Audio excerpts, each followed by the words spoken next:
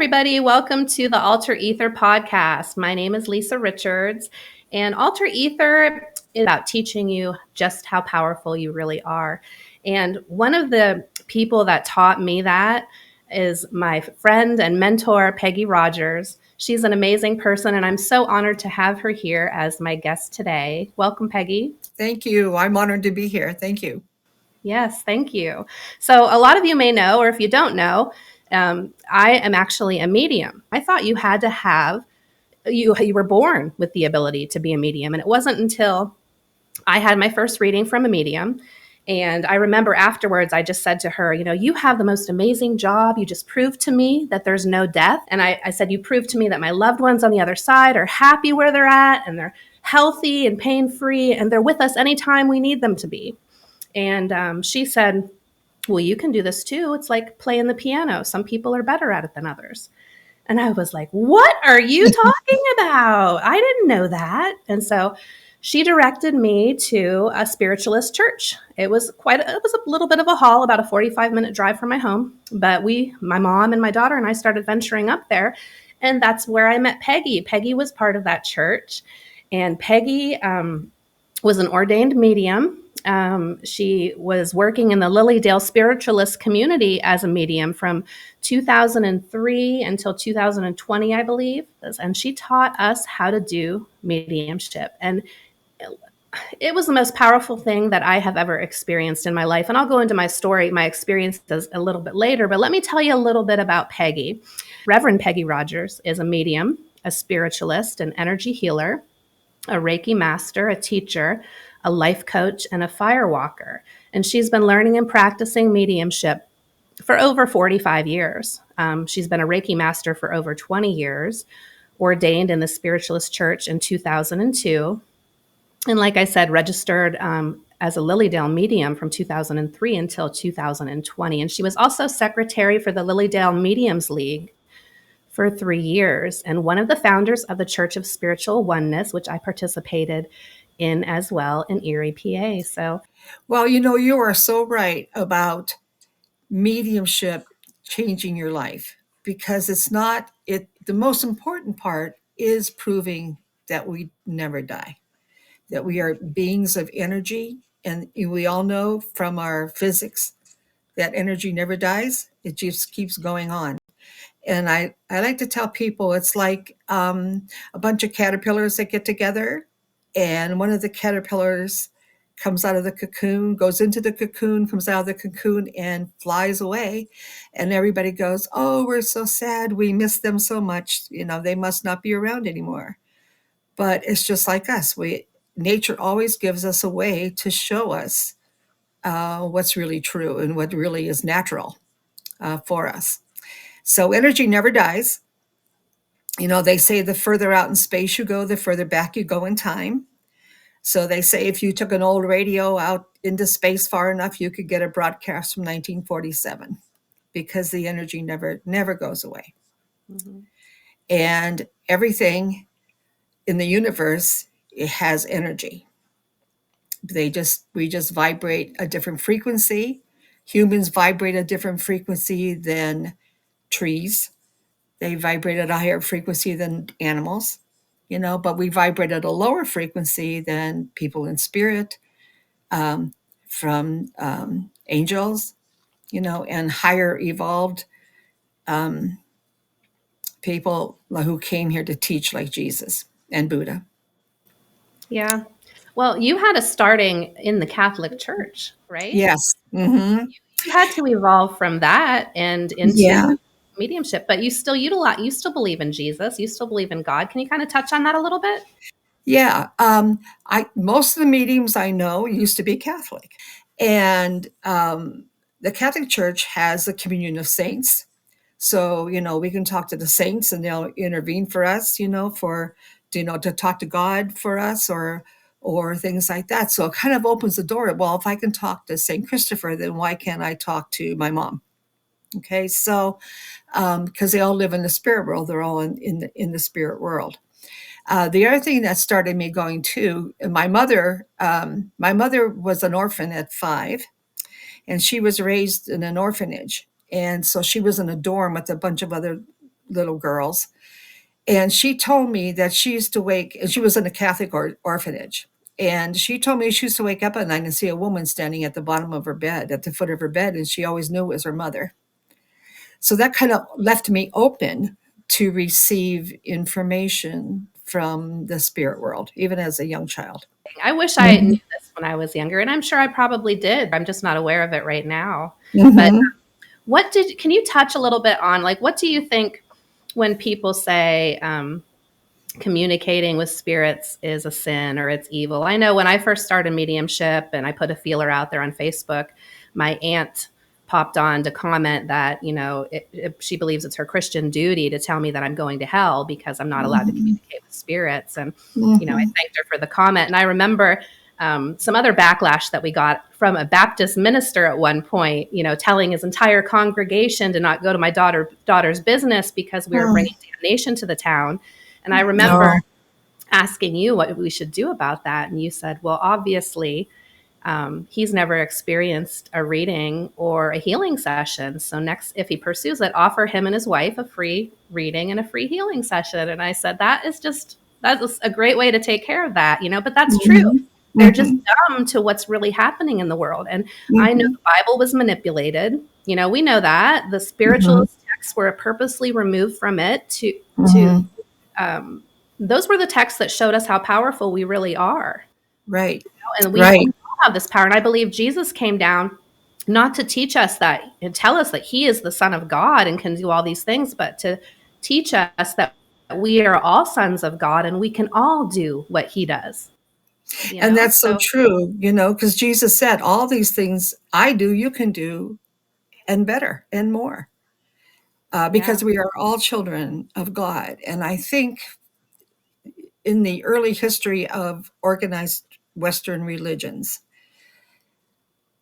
I feel like there needed to be control, like you said. They didn't want us to know that we can do these things and that we do these things consciously or unconsciously, because we're all children of God. We all have that spark of the divine in us. And so we all have that creative ability to create things in our lives. And we do create things in our lives. The Bible says that in the beginning there was the Word. And that doesn't go on to explain that the Word creates everything. So what you're saying, what you're thinking, and the actions that you take create the world around you. They don't want us to know. They want us to believe that we have to go through a holy man or a holy person in order to talk to God. Yeah. And, they don't, and the Bible kind of hides all that fact by saying, well, when things do go wrong for us, they say, well, God gave you free will. Well, the free will is the ability to create our lives. But we don't know that. Yeah. The clues are in the Bible and in other holy works, but you kind of have to pick them out because they're hidden by all the other stories. And the Bible was manipulated as well. It was edited intentionally. And even, going back to the days of Egypt, they used to say that you would pass to the kingdom of heaven or, if your heart was as light as a feather. And then in came the priests. And now the priests say, well, if you pay us, then we can make your heart light as a feather, and that's when communication only with the priests, and we weren't allowed to communicate with God anymore, Right. And that was the intention of the Catholic Church, which was the first Christian church, at the Council of Nicaea, when Constantine, because the bishops were like governors of territories at the time. They were called bishops. And Constantine kept saying, we need more money. And the bishops said, we can't get these pagans and Gnostics to give us money because they say they don't need us to connect with their God. Well, we'll make Rome and I'll be the first pope and the leader of the Catholic Church, the one true church, and also be the emperor of Rome. And then we'll convince everyone to pay homage to us. So that's how it all kind of got started. But then, in the 40s, we found the Nag Hammadi scrolls, and we found the hidden gospels and the Dead Sea Scrolls that were hidden gospels that were hidden in caves in Egypt. You probably know Oh yeah. about that, because they didn't want the Romans, because the Roman Empire was everywhere at the time, and the Egyptians who actually experienced those things did not want the Romans to destroy those scrolls. Well, I felt, I've heard that the Dead Sea Scrolls were created by the Essenes, who were the ones who taught Jesus how to, do a lot of the things that he was able to do. Even Mm-hmm. like resurrection, was Mm-hmm. taught to him by the Essenes. And I'll just throw out another theory for you too, about Jesus, that that he left as a very young man and went back into spirit. But I kind of think that he was getting weary, because everybody kept following him and saying, heal me, fix me, bring me back from the dead, feed me, water me. And Hmm. he kept saying, you can do this. You have the power. All these things I do, you shall do, and greater.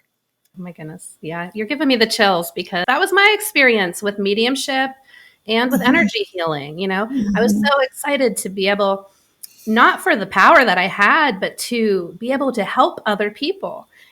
But then I Mhm. came to find out that it was like Jesus experience, that people just wanted more and more. I want people to know that they can do it themselves, because it is draining for healers. I don't care how much you do your protection or this or that, it is draining. Mhm. They're constantly reconnecting to your energy and sucking energy from you. I stopped doing readings for a while, and I stopped doing healings because of that, you know? Yeah, because people still come to you for answers, and you're trying to tell them that they can they can connect. They can connect with their loved ones in spirit. They connect with their spirit guides.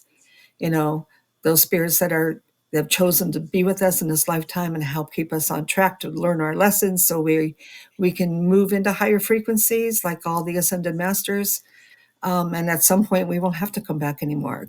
But the important thing is that we learn those lessons in these lifetimes that we live, so that we can increase, like I talked before about the levels of frequency and vibration, so we can eventually become an ascended master when we totally understand all that. And we can love unconditionally and have no judgment, um, and connect with and create our world the way we want it to be. A lot of people think that um, if you're a bad person, you're going to go to a place called hell. But my experience was, when you connect with your loved ones, people that you believe should be in hell will come and connect with you as well. My uncle Mhm. committed suicide. He was there for my first reading. He's supposed to be Mhm. burning in hell, right? Because he did bad. Mhm. My Yeah. grandfather, who was a mean son of a bitch to my grandma, he was there. And he said that he was waiting for my grandma to pass away so he could treat her the way that he should have treated her in this Well, lifetime. yeah. And I just wanted to leave this, touch on this too. Peggy knows I used to work for an elderly man, and his wife passed of cancer like 5 years before that. Peggy used to do readings for him and connect him with his wife. And one thing he would argue with her about was Hitler. Remember? Oh, yeah. Hmm. Kind of explain that. When a medium brings in spirit, we just don't say, "Oh, Grandma's here and she wants you to know this." We give you information about the spirit that we're connecting with. So some mediums get names, some mediums, like for me, how it works for me is they'll give me descriptions of themselves. They'll tell me what they looked like, where they worked, their hobbies, their favorite color or flower, what they called you when you were little, specific little things, so that I'm really talking to someone who you loved. Okay, so Mhm. um, you know, I believe that there is no evil. I believe that there is error in thinking, error in actions. Because people will say, well, what about Hitler? What about Manson? They were evil people. Well, they were very erroneous in their thinking and their actions and their words. And when they move into spirit, and we talked about vibration and frequencies, they vibrate at a lower level than most of the people here. So they're not most of the people in spirit. So they're not in hell, so to speak, but they are with like-minded or like energy other entities, other beings who have lived here who didn't learn what they uh, were supposed to learn in this lifetime and and had error in their thinking. And so I've been doing this for over 45 years. I have never encountered an evil spirit. And I've read everyone from a Catholic priest to a former devil worshiper. And never have I seen an evil spirit. Well, it just makes sense, though, that that would be true because it's not our fault, the programming that we receive when we come into this world. And, Mm-hmm. what do they say? 90% of your decisions are made through your unconscious programmed mind, which was Mm-hmm. developed by the age of 7 through the Right. experiences and people that were in our lives. Mm-hmm. So if the shows that we watch, the music we listen to, the people that we associate with, they're all programming us. So That's right. why wouldn't we have an option to redeem ourselves, Mm-hmm. in the spirit world and Mm-hmm. go back to our original form, and Right. heal from that? And that's one of the principles of spiritualism, that the door to reformation is never closed here or hereafter. So we always have opportunity to make ourselves better. And and you can grow in spirit. You can stay in the spirit energy and learn and grow, but it's quicker to come back here and work off the karma and to correct your mistakes here in the physical world. Well, let me touch a little bit on my first experience. So once Peggy Okay. taught me how to do mediumship, I didn't want that anticipation of, doing a reading, practicing on people. I didn't want somebody staring at me across the table, waiting for something profound to come out of my mouth. I would feel so pressured doing that. So what I would do is I would go home and I would wait till everybody was asleep and I would meditate for about 20 minutes. I would have a picture. I didn't even do physical readings. I had people on Facebook send me pictures of their past loved ones that they wanted a message from. And Mm-hmm. so the very first reading I did, it was somebody's grandfather. And I asked my guides, bring this, man to me to communicate on behalf of his loved one. And you taught me once you open that door, it's not just that person that's going to come through. It's whoever wants to communicate with that loved one. Mm-hmm. That's right. And I have a huge connection with animals. So the very first thing I experienced was with an animal. And I sit there with my eyes closed. At least I did when I first started. And you'd see like kind of a dream state. I could smell things. I would hear things, sometimes with my physical ears, but mostly in my mind. Um, Mm-hmm. just different things. I'm kind of embarrassed to tell her what I was experiencing, but I remember you saying, it doesn't matter if you don't understand it. Tell them what you're experiencing because it means something to them, even though it doesn't mean anything to you. Mm-hmm. And so I did. I told her, I said, I saw a black lab. I heard the name teddy bear and I smelled Vicks Vapor Rub. And I was like, I don't know. She's like, Yeah. oh my God. Oh my God. I had a black lab who passed away and he sat on my lap all the time. So I called him my 100-pound teddy bear and he had a lesion Oh. on his leg. And the vet told me to put Vicks Vapor Rub on it. Well, And I was like, oh, no shit. Like I was shocked. I was floored. But that was the moment that really kicked it in gear for me. That in combination with my first reading from a medium and mm-hmm. that alone, the experience of my first reading for somebody else really, really showed me how important this stuff is and how powerful we really are. And like you said, it's not just a basic message, oh, grandma's here and she loves you. Mm-hmm. How did I know that? These are things that Mm-hmm. you cannot make up. You did a reading one time, and I remember the story for um, a lady whose husband had a specific way coming through to her, and she kept going to medium and medium and medium, and nobody would tell her what they were seeing because it didn't make sense until she came to you. Remember? Yeah, it actually wasn't to me. It was a story from another medium at Lilydale. Yeah. And what that was um, the medium finally told her, all I'm seeing is a clearing in the middle of the woods and a huge beach ball is bouncing around in its clearing. And she said, that's my husband. She said, he always said, if there's life after death, I will come to you with that symbol. in a clearing in the middle of the woods with a huge beach ball bouncing around. So Yeah. finally, so I always tell my students, right, Lisa, that no matter what it is, no matter what you get, you have to say it. You have to give that to them because you don't need to know what it is. Yep. And that's the other thing about coming to a medium. Sometimes people, they're afraid you're going to know their deep, dark secrets. And really, that's not true. We can give you information, but we don't know what we're talking about sometimes. Just like your Vicks Vapor Rub and the teddy bear and the black lab, you didn't know what that was, but it was very significant to that person. Yeah. So I'll tell you another experience I had. I was reading this young lady, and her grandmother and grandfather came in, and she spent a lot of time with them growing up. And because sometimes spirit will come in and they'll say, "Oh, I called her Pookie when she was 6 years old," and so you hear that, they impress that on you, so you know that, and you give that to them. But sometimes they just say one word, and you don't really know, and so you ask them what it means, because when you're doing a reading, there's a whole bunch of conversations going on, right? You're talking to spirit, they're talking to you, you're talking to the client's talking to you. Yep. So you ask them, and sometimes they don't tell you, they just repeat the one word. So the grandfather kept saying cabbage. So finally I said to her, I said, your grandfather keeps saying cabbage. And she says, oh, he was a cabbage farmer. She said, every window you looked out from his house, there was rows and rows of cabbages. I said, okay.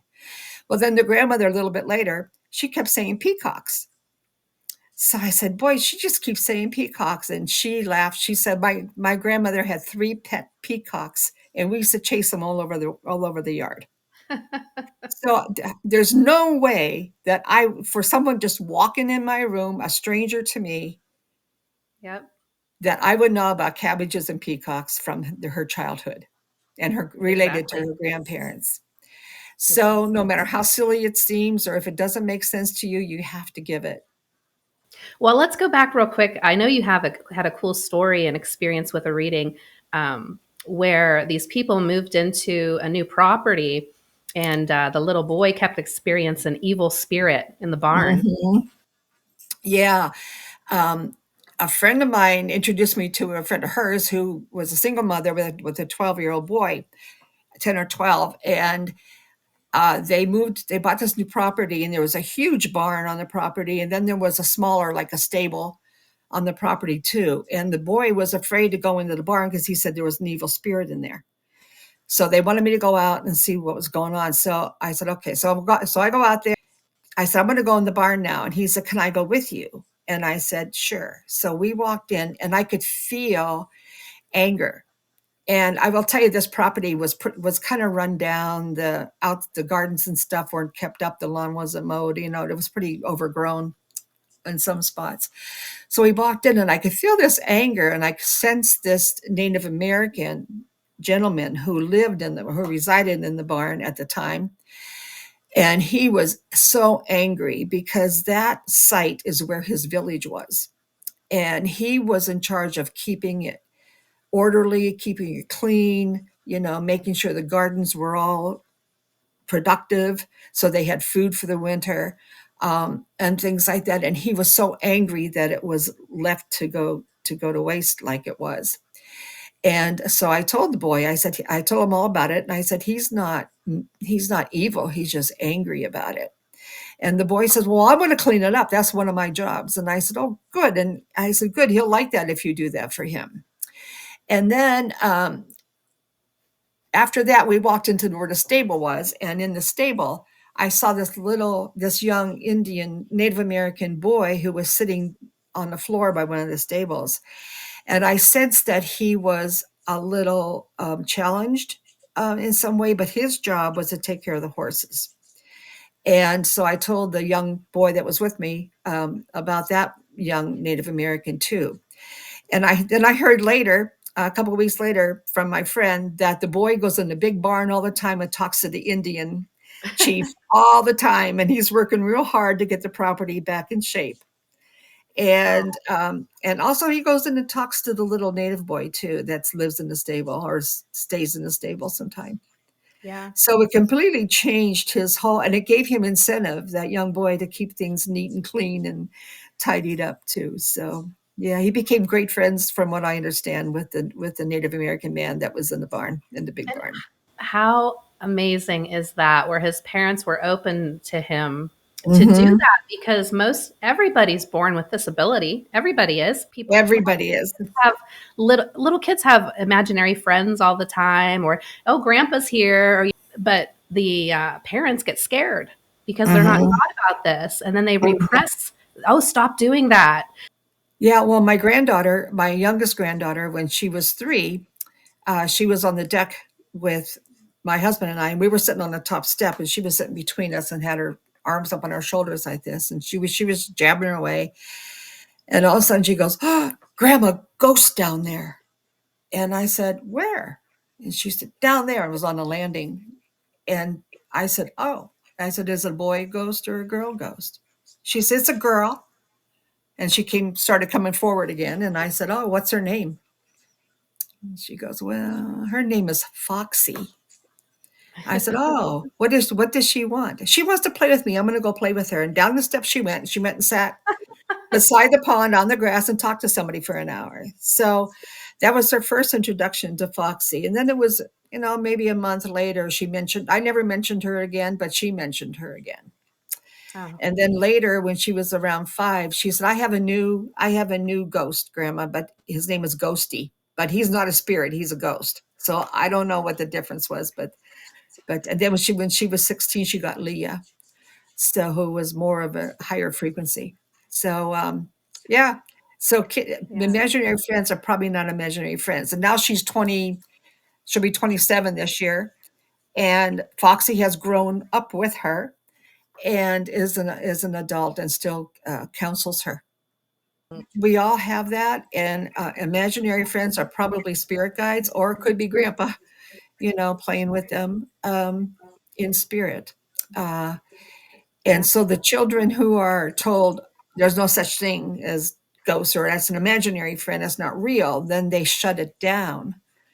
And then they grow up as adults who are shut down to that. But the kids that are allowed to experience that then continue to grow with the intuition that we're all given. We have we have those energy centers in the body, the chakras. And we all have that experience where we know things, and your knowing comes from your third eye, from your brow chakra. That's why we always go, "Oh, I should have known better." Okay, because Yeah. this is where our knowing comes from. Also, our solar plexus chakra, that's our gut feelings that we get sometimes. And I think that a lot of us have experienced, if when we try to counsel or help our friends or family through a bad time, that we find words coming out of our mouth that never formed in our head, and then we shock ourselves and we go, "Well, that was pretty good." But that's because our spirit guides and our loved ones are working through us to help those people too. So many people fear death down here. So I Hmm. do feel it's very important to relieve that fear by getting a reading, from a medium, Hmm. but not attaching to them and constantly sucking their energy. Pursue your own power after that. But I always tell people, it's sad when we lose somebody down here, Hmm. but they're creating our spirit army. Everybody who passes away is now able to help us more from the other side than they ever able to help us down here. Can you kind of like just touch on how, like, the basic processes of it's not complicated at all? No, it's not. It's like I said, meditation. It's good to meditate because you move into higher frequencies when you meditate, and into different stages of consciousness. So you can move into theta. Eventually move into a theta consciousness. So you're moving into higher frequencies. So it's so much easier to connect with spirit when you do that. The other thing is, it's mainly just recognizing it. Well, I knew I should have brought my umbrella today and I didn't listen, and now I'm soaking wet.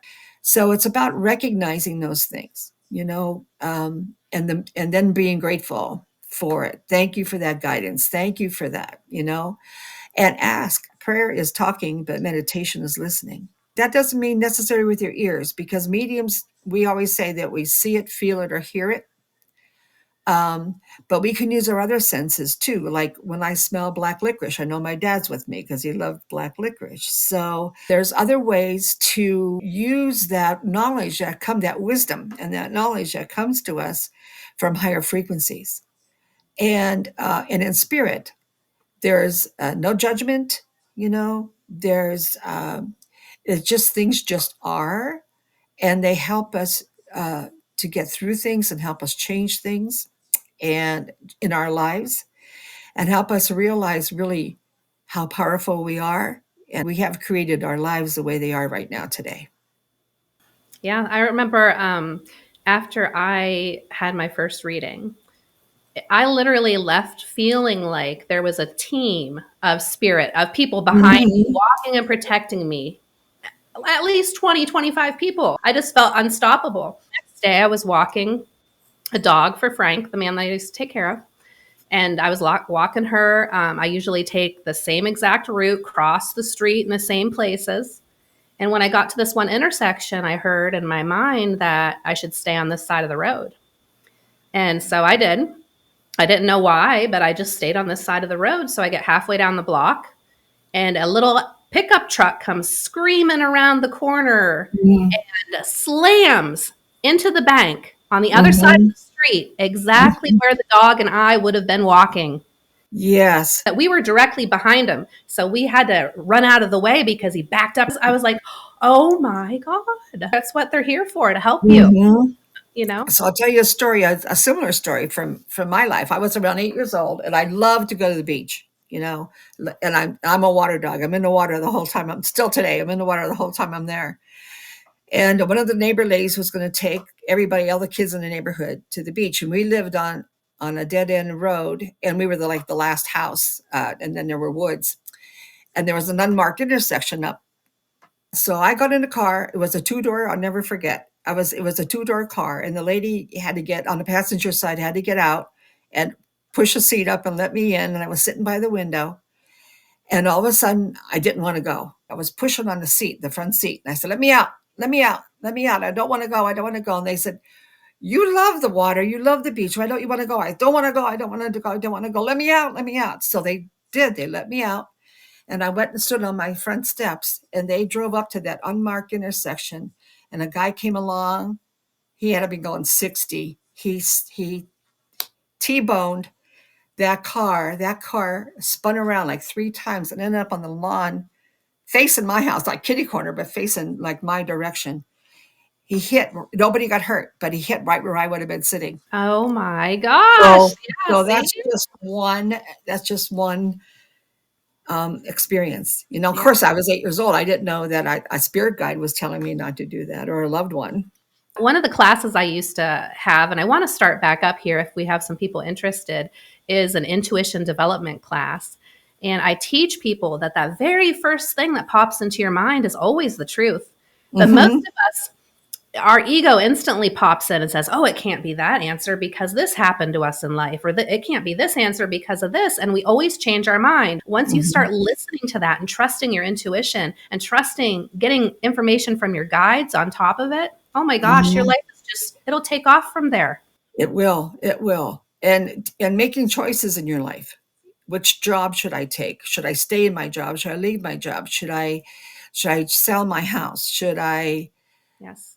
take action because somebody I love is going to get in trouble if they keep doing it? Should I take action, or should I allow them to learn what they came here to learn, which Yeah. is really hard sometimes. But um, the wisdom is vast. The wisdom that's out there and that we can connect to is beyond anything that you can think.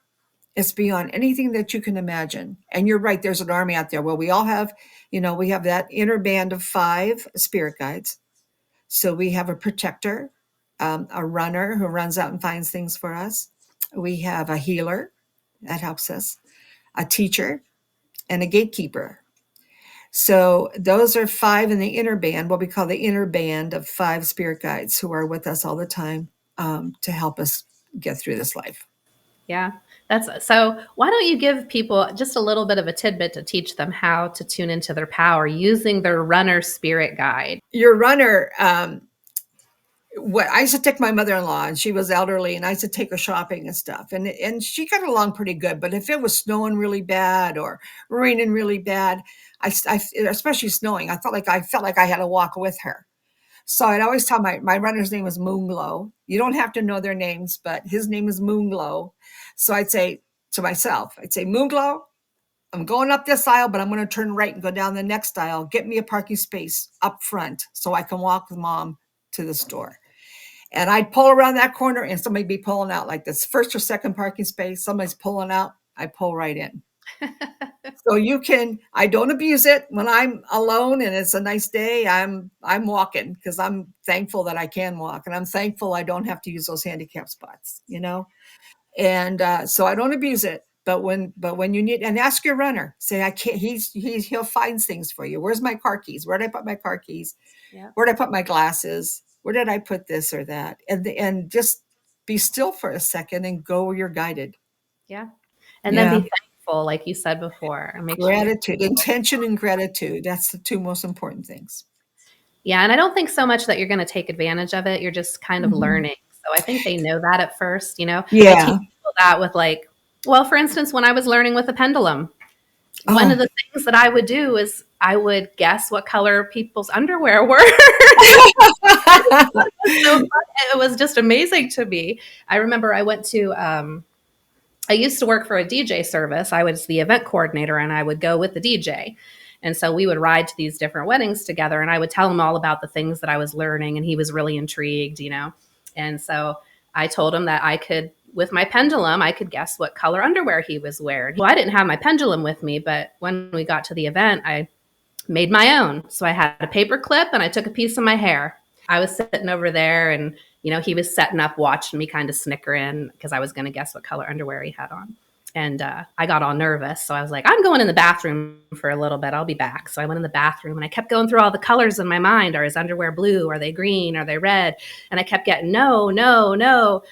And then it finally hit me and I was like, is he wearing any underwear? And it said no. And I was like, you're not wearing any underwear. And he goes, oh my God, how did he know that? You know? You know. But those kinds of things, like I said, I don't think they're disrespectful. I think it's kind of just No, it's okay to you're, do it for fun. Sure, it's okay. you're The spirit likes to have fun. That's good yeah, too.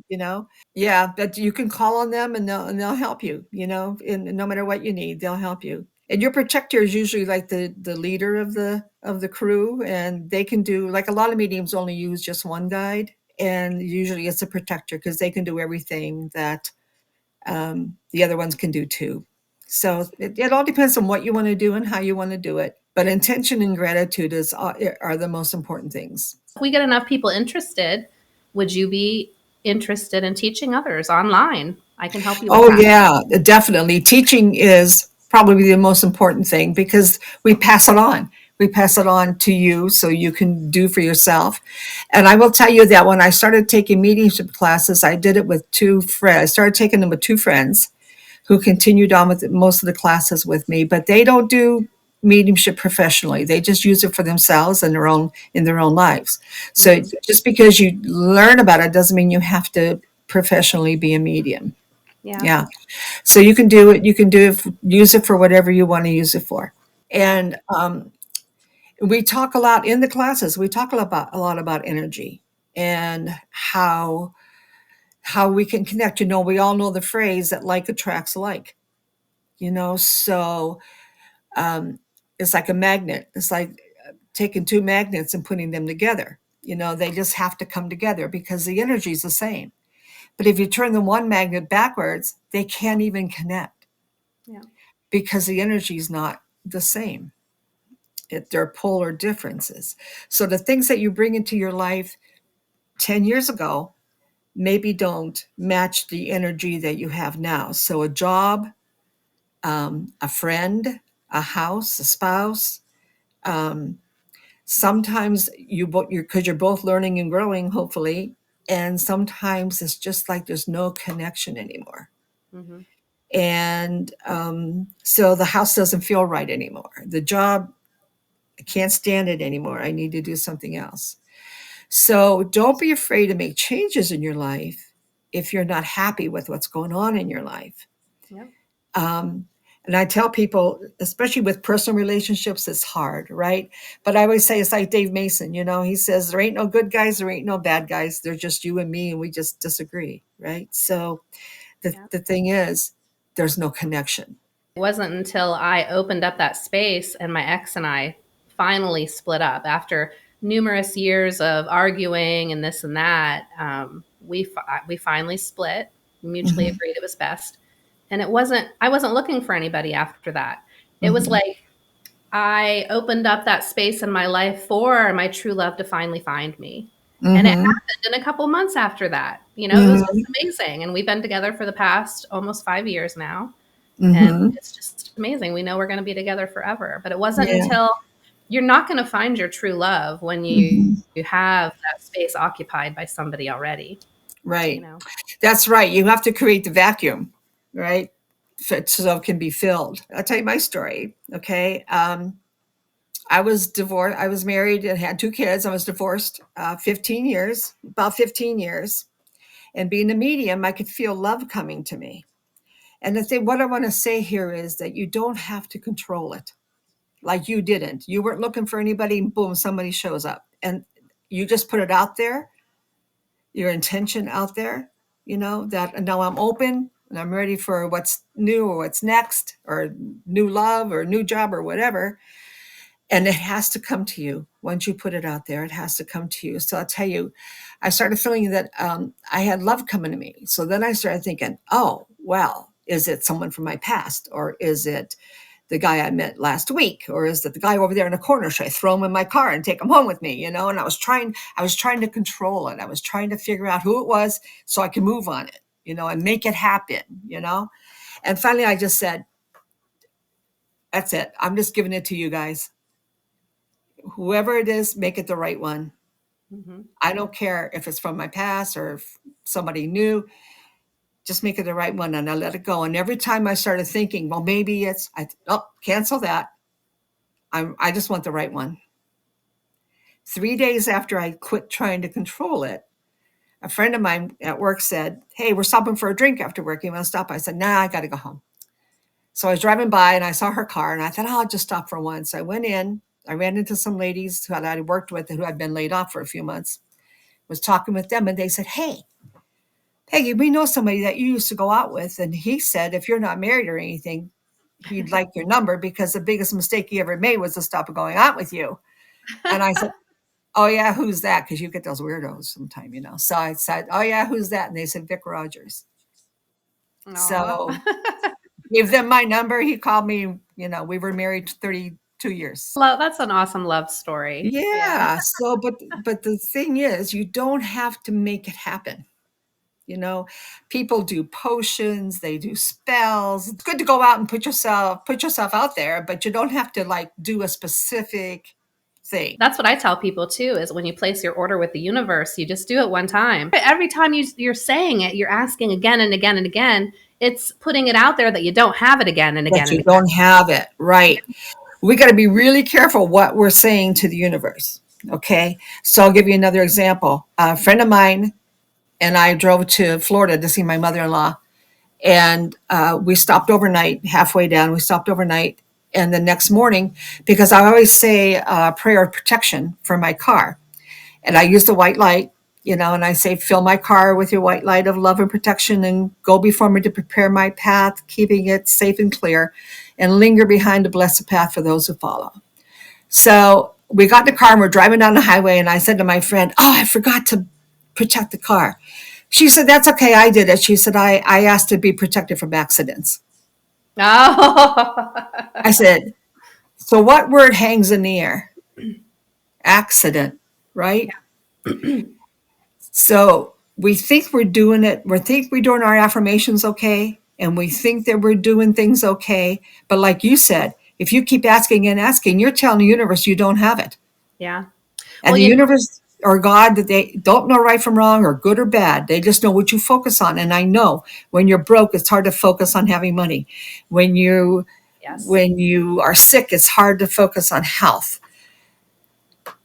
But if you just say, I have everything I need right now, or in my life, and then the universe or God says, whoever your higher power is, oh, you like to have things in your life. Okay, we'll make sure you get enough that you have things, right? I'm getting better and better every day in every way. Oh, okay, you want to be better. Okay, well, we'll make you healthier. We'll get you healthier. So we really have to say, we really have to be careful what you're saying. And I just want to say this, and I hope I don't offend anybody, but I really don't participate in like Relay for Life and things like that because the Bible says whenever two or more of you are gathered in his name, there's love, and when there's love, there's power. Okay. So Oh, yeah. when you get a couple hundred people thinking about cancer, Exactly. in a Relay for Life, even though the intentions are good and they're raising a ton of money and everything, but what is the word that hangs in the air from hundreds of people? Yeah. It's not health, Yep. even though they talk about recovery, but the main thing is that it's about cancer. Yeah. So we really have to be careful what we're putting out there to the universe and how we're putting it out. Well, I even say, doctors should not be allowed to tell people that they're going to die in a certain amount. As soon as they say that, they're writing a prescription of death for that person. Yes. Yeah. Even a good medium will never predict death for anybody around you or for yourself. Yeah. Because we all choose when we're going to go. Uncle Charlie might change his mind, and be around another couple of years. Yeah. Or go tomorrow. What do you want to leave people with? Oh, geez. I just want, and remember what word is hanging in the air. Be careful of your words, your thoughts, words, and actions. It's strong, stronger, strongest. Okay. Because what you put out is what you're going to get. Even if you're mad at somebody and you lash out at them, that's what you're going to get. Someone's going to lash out at you in another way, in a different way, maybe. And it doesn't have to be the same person that you lash out at. Try to love unconditionally and have less judgment for everyone, and meditate and connect. You can connect through meditation, and you connect through your dreams too. Because when you're dreaming, you're on the same vibrational plane as spirit. So right before you fall asleep, if you just say, I want to see my mom, or I want to talk to someone, my spirit guide or someone in spirit, and you dream about them, it's actually a visit because it's the same vibrational level. So know your power, live your life, know your power, and